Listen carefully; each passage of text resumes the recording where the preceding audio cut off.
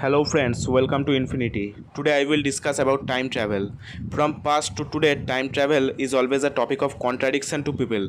Time traveling has not scientifically proved yet, but it is a very interesting topic to discuss. So before our trip to future, don't forget to subscribe the channel for endless infinite knowledge. After being a three-dimensional creature, we can't feel or see time to move before us. Many people believe that time is an illusion. They believe that time exists cause the clock in our room is there. But that's not true. If you are in the group of such person, then I'm sorry, but you are totally wrong. Now I believe that you all will accept my this logic. 1 second on earth is not same to that of Jupiter. Now you imagine that you are in a science fiction movie and your company has allowed you to spend your summer vacation near a black hole. Then after your trip, when you will come back to earth, you will see that your children has grown old but your age is still the same. But why this occurred if time is an illusion? It happens cause the gravitational field near a black hole is millions of billions of trillions times greater than of earth. So we can say that time is a variable of gravity. Well, now it is clear to us that time exists in reality. Now let's go to time travel. In string theory it is told that time is the fourth dimension, but I will not discuss about string theory. I will discuss about my theory. After this, whatever I will tell you is totally my personal belief. No scientist has ever told it. Now I believe that time dimension is parallel to our known three dimensions. In this diagram you see that these continuous lines are representing the x, y and z curve and the dotted lines are indicating the time curve. Now we dwell in the first three dimensions, but we have no contact with the time curve. That's why we can't see or feel it. But if one day it would be possible for us to reach to the fourth dimension, then we would easily go to past and future. Now you will ask, how is it possible? Previously I told that time is a variable of gravitation.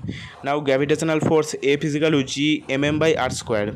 Now take that capital M is the mass of black hole and small m is the mass of u. G is the universal gravitational constant and r is the distance between u and black hole. So if m increases, that means gravitational force will increase and time will be slowed down there. Now the dark space which we see at night is not like that as it seems to you. According to general theory of relativity, the space is not empty. I mean, it acts like a seat and every stars and planets are floating on the seat. Every stars and planets bend the surface of the seat according to their weight, and time dimension is parallel to the space dimension. That's why it also bends down. Because of the speed of time is different in different stars and planetary system. But black holes are beyond these rules. Their mass and density are infinity. So they don't only bend the space-time curve but tears down the space surface and combines both the space and time dimension by creating a tunnel through it, which is called the wormhole.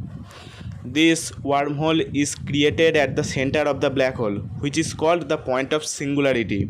Yet it is not scientifically proved, but it can be guessed. Actually, the point of singularity is smaller than an electron. So if you try to enter into it, then imagine then what would be your condition there. Now the space and time dimension are too much similar. On space, if I start from a point A and reach to another point B following a zigzag way, you say, what is the distance I covered? The distance is the straight line between A and B. That means the pathway which I am following doesn't matter. The distance between 2 points is the straight line between them. Now you imagine that you are on a planet heavier than Earth and you will walk a distance of 1 kilometer on the planet. Take that, on Earth you need 30 minutes to cover the distance. Now you will go from A to B. It is 1 kilometer. You will feel a great difficulty to walk, but you will take 30 minutes to cover 1 kilometer distance. The 30 minutes on the planet will seem to you like 1 or 2 hours, and 1 kilometer will be like 5 or 6 kilometers. But why? Now the heavier mass and gravity pulls down the space-time curve in a semicircular way.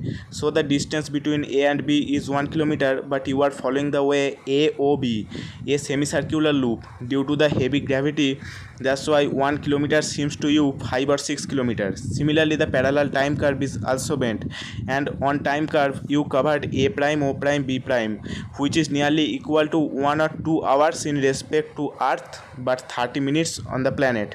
Actually, these are happening in the reality, but it is going on the space-time curve. After being a three-dimensional creature, we can't see or feel it.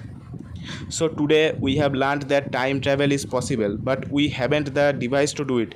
I don't know will it be possible ever, but today we have to focus on present, because it is the only time when we have the ability to do something.